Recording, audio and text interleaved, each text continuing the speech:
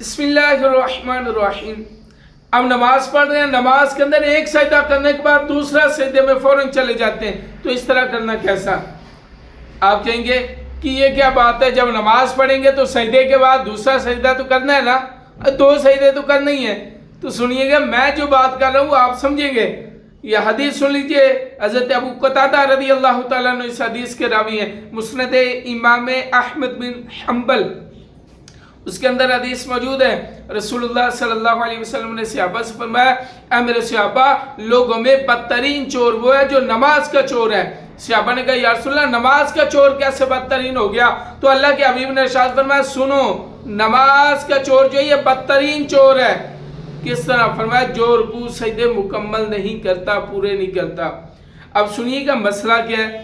جب آپ نماز پڑھ رہے ہو، نماز پڑھنے کے اندر ہم سجدے میں جاتے ہیں، ایک سجدہ کیا، اور کچھ لوگوں کی عادت ہوتی ہے، سنیے گا یہ مسئلہ سمجھنے والا بڑا اہم مسئلہ، ایک سجدہ کیا، یہاں سے اٹھے فوراً دوسرے سجدے میں، یہاں سے آئے، یہاں بھی نہیں گئے، فوراً دوسرے سجدے میں، ایک سجدہ مکمل ہی نہیں ہو پاتا اور دوسرے سجدے میں چلے جاتے ہیں۔ تو اس طرح کرنا کیسا؟ یہ سنیے گا، آپ جب نماز پڑھ رہے ہو، نماز پڑھنے کے اندر ایک سجدہ کیا، یہاں سجدہ جانے کے بعد بالکل سیدھا بیٹھنا، بالکل سیدھا بیٹھنا یہ واجب ہے۔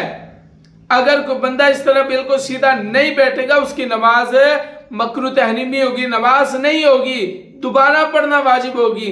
نماز مکروہ تحریمی واجب الاعادہ ہوگی، نماز دوبارہ پڑھنی پڑے گی۔ خدا را اپنی نمازوں کی حفاظت کیجئے۔ اور یہ نمازیں جو ہیں، یہ کئی لوگ ایسے ہوں گے قیامت کے دن، بلکہ روایت کے اندر آتا ہے، رسول اللہ نے ارشاد فرمایا کہ نماز جو ہے، کچھ لوگوں کی نماز جو ہے اس کے لیے نور ہوتی ہے، اور کچھ لوگوں کی نماز اس کے منہ پر مار دی جاتی ہے۔ تو اپنی نمازوں کی حفاظت کیجئے۔ جب آپ نماز پڑھ رہے ہو تو سجدہ کرنا ہے، ایک سجدے کے بعد بالکل اطمینان کے ساتھ بیٹھیے، اور اس کے بعد دوسرا سجدہ کیجئے۔ روزانہ اسلامی مسائل سیکھنے کے لیے ہمارے چینل کو سبسکرائب کیجئے اور نوٹیفیکیشن آن کر لیجئے۔ انشاءاللہ آپ کو روزانہ نماز کے متعلق اور دیگر ضروری مسائل جو ہے وہ سیکھنے کو ملتے رہیں گے۔ السلام علیکم ورحمۃ اللہ۔